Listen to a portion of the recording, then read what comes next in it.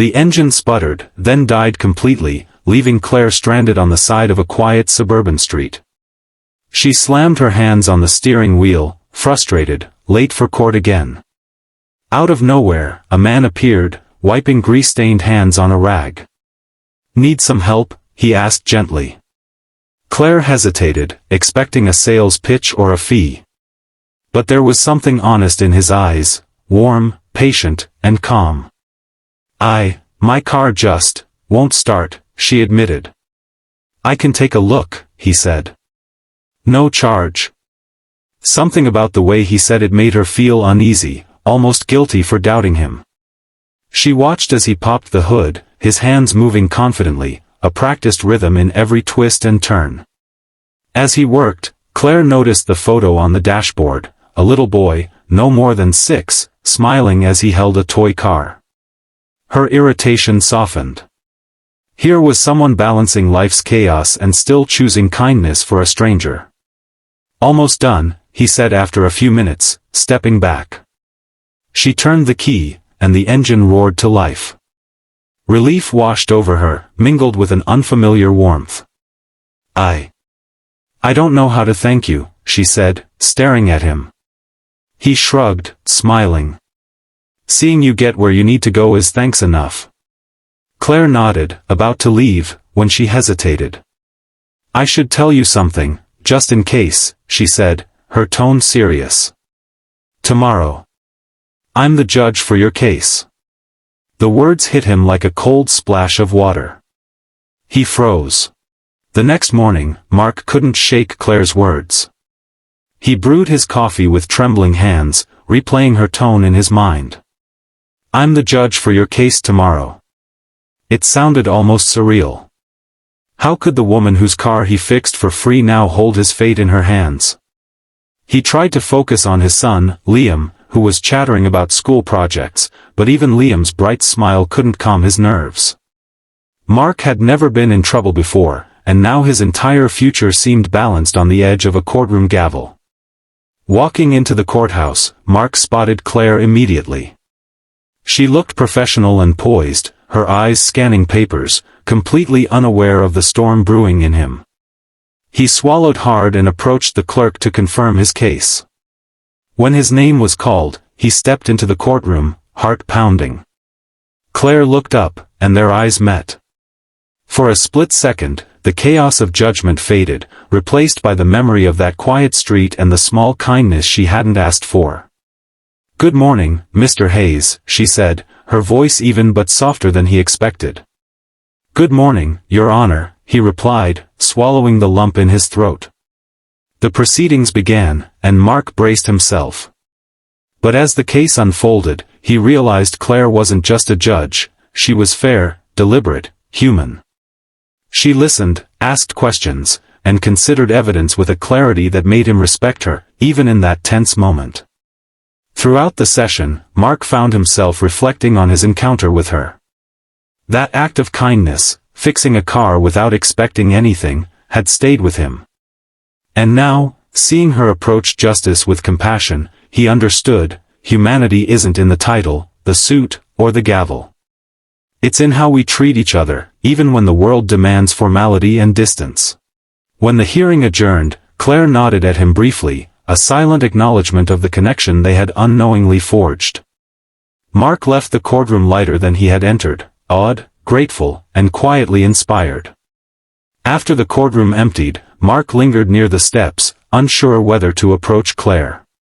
He wanted to say something, anything, to express his gratitude, but words felt small compared to the whirlwind of relief and respect he felt. Claire emerged, briefcase in hand, and for a moment, their eyes met. The memory of the previous day flashed in his mind, the grease-stained hands, the little boy's photo, the simple offer to help.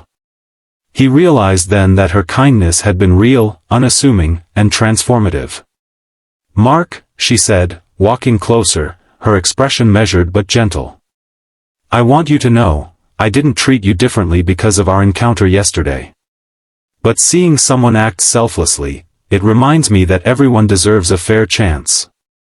Mark's throat tightened.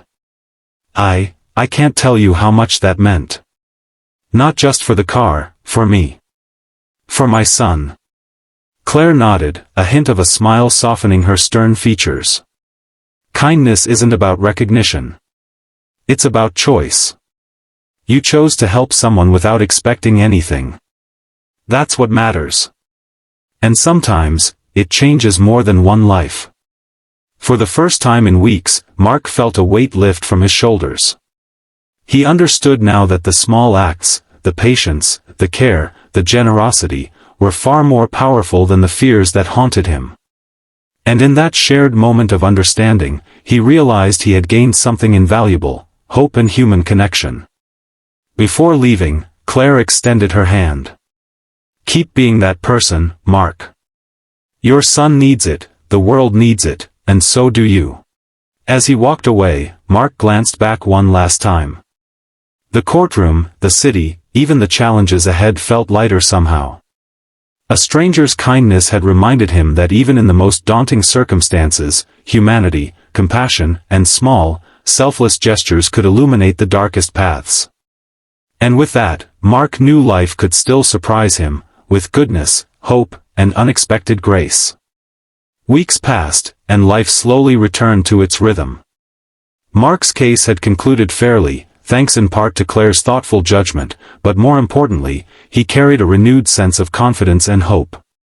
Every day, he thought of that quiet moment by his car, the day a simple act of kindness reminded him that compassion still existed in the world. At home, Liam noticed the change too. Mark smiled more, laughed more, and even found time to play with his son without the constant weight of stress pressing down. He realized that life's challenges were easier to bear when approached with generosity and an open heart. One morning, Mark spotted a car struggling with a flat tire near the school. Instinctively, he walked over and offered to help, remembering how Claire had acted without expectation. The driver, an elderly woman, looked surprised but grateful. In fixing her tire, Mark felt a full-circle warmth. The simple act of helping had returned to him tenfold in fulfillment. Months later, he saw Claire again, not in a courtroom, but at a local charity event supporting single parents. Their eyes met, and she smiled. No titles, no gavel, just two people recognizing the impact of human kindness. Your son is lucky to have you, she said softly. Mark nodded, feeling a quiet pride swell inside him. And I'm lucky to have met you. In that moment, he understood that life's most profound lessons often came from unexpected encounters. A single act of generosity had rippled through their lives, turning strangers into inspirations, hardships into hope, and fear into courage. Mark knew that every small, selfless choice mattered. And as he held Liam's hand, watching the boy run ahead with unburdened joy, he smiled.